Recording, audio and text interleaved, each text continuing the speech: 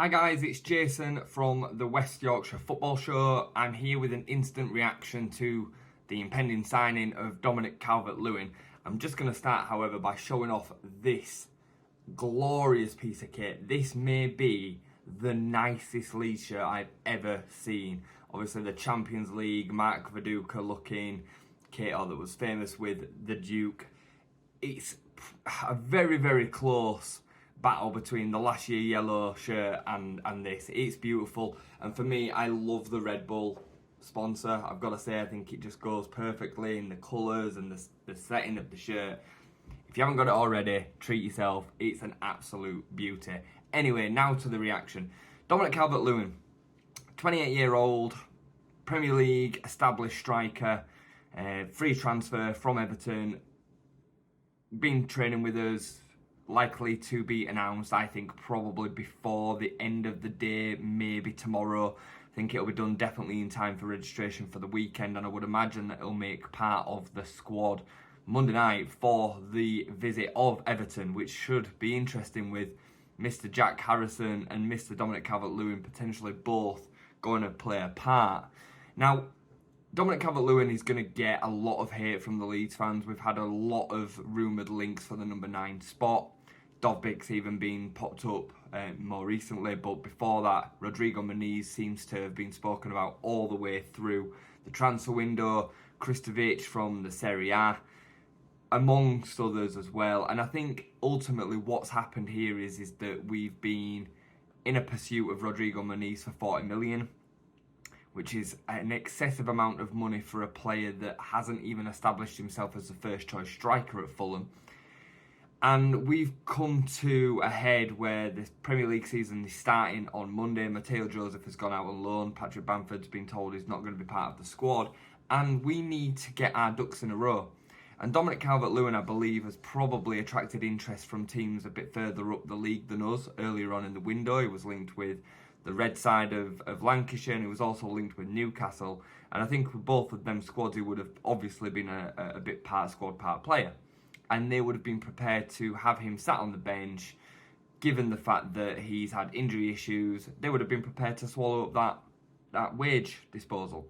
Now, for Leeds United, we've clearly waited until a certain point in the window to make this deal happen. We've apparently beaten off competition from Sunderland, and I think ultimately it's a shrewd signing. Am I happy with it as the one and only number 9 striker? The only number 9 striking signing?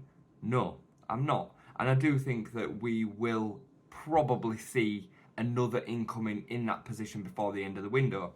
Now, to be slightly contradictory of that, it would then leave me in a position where I'm questioning how are they all going to get the game time, because you're then going to be looking at Joe Perreault, Lucas Mecha and Dominic Calvert-Lewin plus another one for one spot.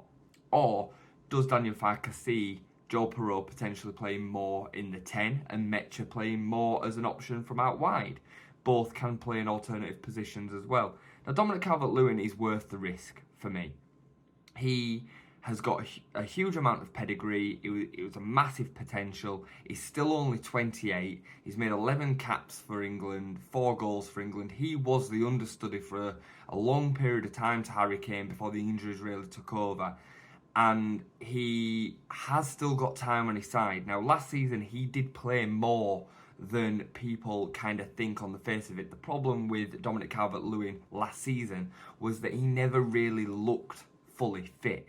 A little bit like when Patrick Bamford was coming back into the Leeds team earlier on this season, he wasn't really carrying himself well. Now, towards the end of the season, Patrick Bamford showed that he was back to full fitness. Can Dominic Calvert-Lewin rediscover the form that once made him an attractive proposition for Arsenal? At the beginning, I think it was of the 2020-21 season, they were interested with a big money move for Dominic Calvert-Lewin when he was playing, regularly for Everton, and he was playing also fairly regularly for England. So, can we rediscover that form? Can we find that player? Time will only tell, but Daniel Farke has got a good record with rehabilitating players from injury. More recently with Manor Solomon and Sam Byron, both shown that during his training and during the club's new structure, obviously we got rid of Rob Price over a year ago as well, and things have changed when it comes to the way that injuries are dealt with at Ellen Road and dealt with at Leeds United. We're seeing players come back much quicker from injury setbacks. Think of Ilya Gruev and Ethan Ampadu and Pascal Stroik all last season coming back much quicker than they had done previously. So overall, I'm choosing to see the optimism in this signing. For most promoted clubs that come into the Premier League, they're going to be in this ballpark of needing to put up a bit of a risk signing here or there to potentially get the quality that comes at the end of the rainbow. If Dominic Calvert-Lewin didn't have injury issues, he wouldn't be signing for a club that's just been promoted. It's as simple as that. He wouldn't be signing for a club that has spent 17 years out of the previous 20 in the Championship or the lower divisions. That's just the truth, Leeds United fans, and sometimes it can be hard to hear. We think of ourselves as a big fish, and of course we are, but we are not an established Premier League team. And at this moment in time, this signing makes a lot of sense. So for me, I'm okay with it. I would like to see another number 9 come in as well.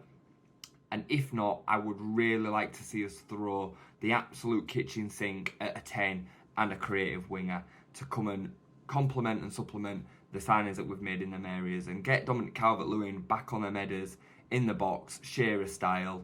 So yeah, overall, I'm happy with it and I cannot wait for the start of the Premier League this weekend. What do you guys think is going to happen? Do you think Leeds are going to get off to a good winning start on Monday night?